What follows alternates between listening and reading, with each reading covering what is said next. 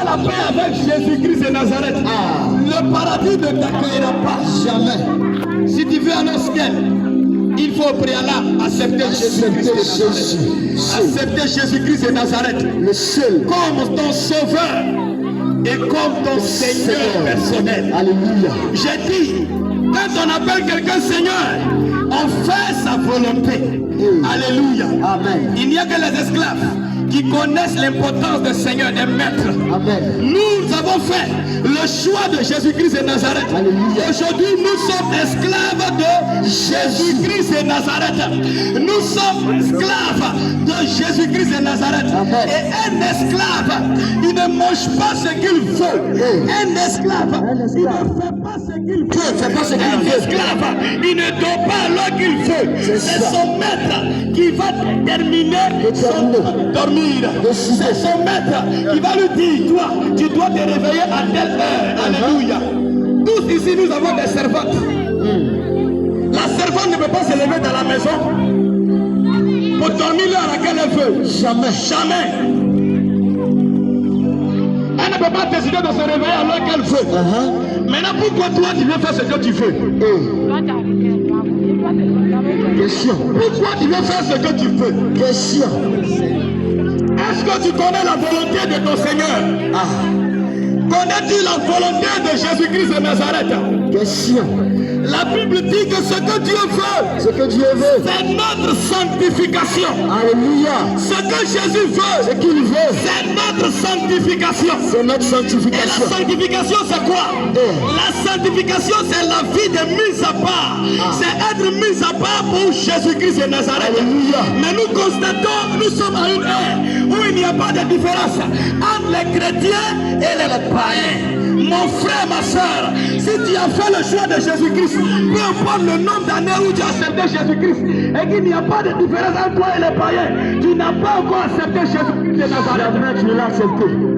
Tu n'as pas encore accepté Jésus-Christ de Nazareth. Pas encore. Jésus veut que nous soyons mis à part pour lui. L'Éternel a dit, je suis un Dieu saint. Et je veux que vous soyez saints pour moi. Je vous ai séparé du milieu d'eux pour que vous m'apparteniez. Dieu t'a séparé du milieu du monde pour que tu sois à lui.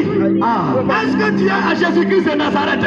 Toi qui m'entends ce soir, est-ce que tu es à Jésus-Christ de Nazareth? Est-ce que tu es séparé du monde? Est-ce qu'on voit la différence nette entre toi et celui qui n'a pas encore accepté Jésus-Christ de Nazareth? Question. Quand nous parlons nos églises, il n'y a point de différence.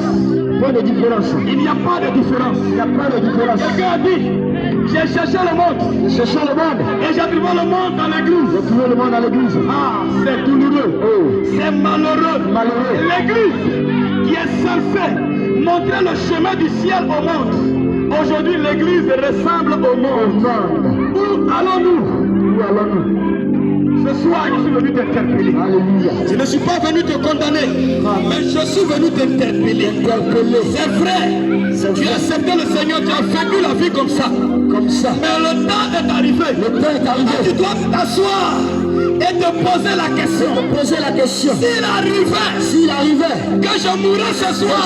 S'il arrivait, que je mourrais cette nuit. Où ira mon âme? C'est la grande question. À laquelle tout être humain doit répondre. Mon frère, ma soeur, il n'est pas encore tard. Pendant que tu entends ma voix, n'anticipe pas ton cœur. C'est une affaire individuelle. Ne dis pas que les gens me voient. Ne dis pas que ma camarade du quartier me voit. Comment elle va me voir? Je serai ridicule à leurs yeux. Mon frère, ma soeur, quand tu seras devant Jésus-Christ, tu seras toi seul. Ta copine du quartier ne sera pas là. Ta voisine du quartier ne sera pas là. Ton voisin d'à côté ne sera pas là. Tu seras face à Jésus-Christ. Il s'agit de ton âme. Il s'agit de ton âme. Oui, toi qui m'entends ce soir, tu es emmerdé par les démons. Parce que toi-même, tu ouvres la porte aux démons. Nous avons donné trop de pouvoir aux sorciers. Quand tu acceptes Jésus-Christ de Nazareth, le sorcier n'est rien. Il n'est rien. Le sorcier n'est rien. Il n'est rien. Face aux enfants de Dieu. Le sorcier n'est rien. Le mystique n'est rien. Le marabout du quartier n'est rien. Parce que la Bible m'enseigne que le plus puissant, le redoutable, le Dieu terrible, le Dieu qui peut toutes choses, c'est à moi qui réside. Alors si tu as peur du marabout, si tu as peur du défunt, si tu as peur du satanisme, si tu as peur du rosicrucien qui est dans ton quartier, mon frère, ma soeur, la solution c'est Jésus-Christ. Oui, la solution c'est Jésus-Christ. La solution c'est Jésus-Christ. Toi seul, tu ne pourras pas mener le combat. C'est pourquoi Jésus est venu. Mais il donne sa poitrine. Jésus-Christ est venu pour donner sa poitrine. Quand tu as metté par les flèches, les sorciers de ton village t'emmènent. Ce soir, Jésus veut donner sa poitrine. Jésus veut donner son dos pour accueillir les flèches qui vont venir de ton village. Pour accueillir les flèches qui vont venir de ta région. Alors ce soir, je vais t'inviter. Ce soir, je vais inviter quelqu'un à faire la paix avec Jésus-Christ. Je vais inviter quelqu'un à faire la paix avec Jésus-Christ. Il est la solution. La solution c'est Jésus-Christ. Tu as remarqué que la maladie que tu transportes, tu es parti à l'hôpital, tu as parcouru la clinique, mais il n'y a pas gain de cause. Jésus-Christ de Nazareth attend. Jésus-Christ de Nazareth peut te sauver. Oui, ça n'a pas fonctionné parce qu'il a un programme avec toi. Ça n'a pas fonctionné parce que Jésus-Christ de Nazareth, Jésus, lui,